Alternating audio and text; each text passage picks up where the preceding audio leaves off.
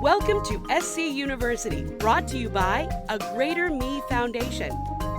SC University, a research and teaching tool, sharing resources and financial literacy.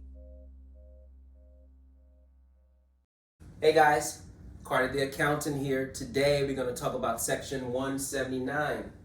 What is Section 179? So generally when you're looking at your profit and loss, there's income and there's expenses. But the IRS requires us to capitalize certain expenditures.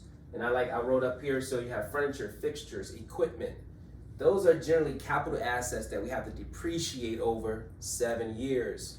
However, when it comes to Section 179, the IRS gives us also the opportunity to make this special election where we can take 100% of that deduction today. So instead of capitalizing that expense over 7 years, getting that benefit slowly over 7 years, we can get that benefit today at 100%. Now the rule of thumb is that it has to be less than or equal to $2,500. We just expense it. We don't worry about Section 179 or bonus depreciation. We just go right into a normal expense. I used to only do that when it was 500 or lower, but recent tax law, we're able to take general rule of thumb, if that expenses doesn't exceed 2,500, we go ahead and expense that puppy. We don't worry about Section 179. That said, if it exceeds 2,500, then we do consider Section 179. Can we take Section 179 if we already have a loss? That would be nice, right? We already got a loss. We got this equipment and furniture and fixtures that we purchased. Why not take Section 179 on that stuff and give me a further loss, a further NOL that could possibly offset other income on a tax return?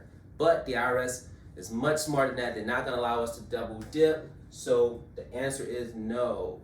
We cannot take Section 179 if we're already running some type of loss.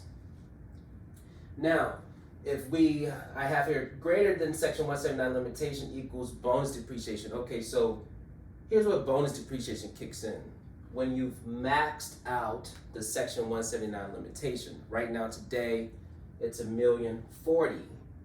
Most of us won't max out that Section 179 limitation, but we do have clients that actually do max out the limitation, and that provokes, boom, bonus depreciation. What is bonus depreciation?